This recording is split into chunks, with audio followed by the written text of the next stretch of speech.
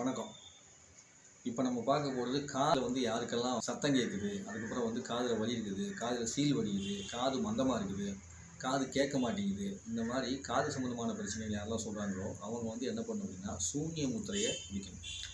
எப்போது உடம்புல வந்து வெற்றிடம் அதிகமாகுதோ அப்போ என்ன ஆகிடும், அந்த வெற்றிடம் அதிகமாகும் போது மற்ற உறுப்புகள்லாம் வேலை செய்யாமல் அப்படியே மந்தமான மாதிரி ஆகிடும், அப்படியே நிசப்தமாகிடும். வெற்றிடத்தில் என்ன இருக்கும், ஒன்றுமே சத்தமே இருக்காது இல்லையா? அந்த மாதிரி வெற்றிடத்துக்கு போகும்போது எப்படி இருக்கும், ஒரு விதமான இறைச்சல் அந்த மாதிரிலாம் வந்து தொடங்கும். அதுதான் வந்து காது வரக்கூடிய இறைச்சல் அப்படிங்கிறது.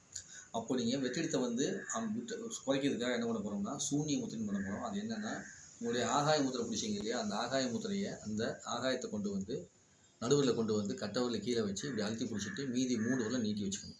சரிங்களா? இப்படி நீங்கள் வைக்கும்போது என்னாகும், உங்கள் உடம்புல கூடிய அதிகப்படியான வெற்றிடம் அப்படிங்கிறது வந்து குறைய தொடங்கும். அந்த வெற்றிடம் குறையிறதுனால என்னாகும், இந்த காதில் இருக்கக்கூடிய பிரச்சனைங்கிறது சரியாகிறதுக்கான வாய்ப்பு வந்து உண்டு. நீண்ட கால காது கேட்காமல் இருக்கவங்க அந்த முத்திரையை வந்து ஒரு நாளைக்கு 40 நிமிஷம் வரைக்கும் பிடிக்கலாம். தொடர்ந்து 40 நிமிஷம் பிடிக்கலாம், அல்லது பிரித்து கூட 5 நிமிஷம் பிரித்து கூட பிடிக்கலாம். பிடிச்சிட்டு கையில் வச்சுக்கலாம். நிறைய பேர் வயதானவர்களுக்கு இந்த மாதிரி பிரச்சனை உங்களுக்கு இருக்கும். அவங்க என்ன பண்ணுங்கள், உங்களால் உட்கார முடியல அப்படின்னா நீங்கள் படுத்துட்டு இருக்கும்போது கூட இந்த முத்திரையை வந்து பிடிச்சிட்டு அப்படியே படுத்துக்கலாம். சரிங்களா? இந்த 2 கைகளையும் என்ன பண்ணணும், இந்த முத்திரையை பிடிச்சிக்கணும். இந்த முத்திரையை பிடிச்சிட்டு உங்களுக்கு காதில் வந்து சத்தம் கேட்கறது நின்று போய் உங்களுக்கு காது நல்லா கேட்க ஆரம்பிச்சிச்சு, இல்லை காதில் மந்தத்தன்மை போய் காது கேட்க ஆரம்பிச்சிச்சுன்னா அந்த முத்திரை செய்யக்கூடாது. எதனாலனா நம்ம வந்து ஆகாய சக்தியை குறைக்கிறோம்.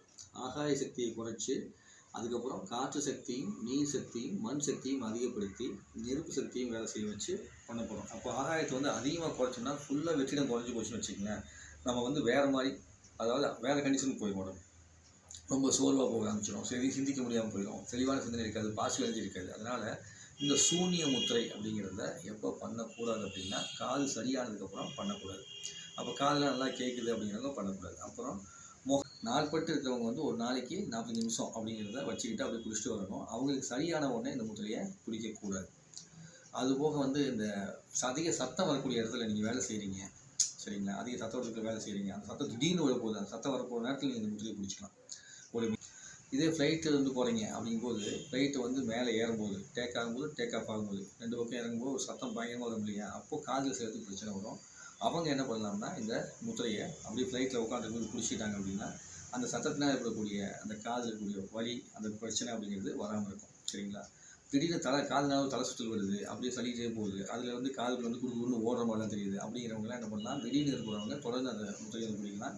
டெய்லியுமே எனக்கு அப்படி தான் தலை சுற்றல் இருக்கும், காதுக்கு வந்து ஒரு பால் ஓடுற மாதிரி இந்த உட்காந்து போயிட்டுருக்கோம் அப்படிங்கிறாங்க. டெய்லி வந்து 15 நிமிஷத்துலேருந்து 40 நிமிஷம் இந்த முத்திரை, அந்த சூன்ய முத்திரை அப்படிங்கிறத பிடிச்சிங்க அப்படின்னா உங்களுக்கு சூப்பராக என்ன ஆகிடும், காதுக்கு பிரச்சனை சரியாகிறதுக்கான ஒரு அற்புதமான உதவியை செய்யும். சரிங்களா? உதவியே செய்யும்.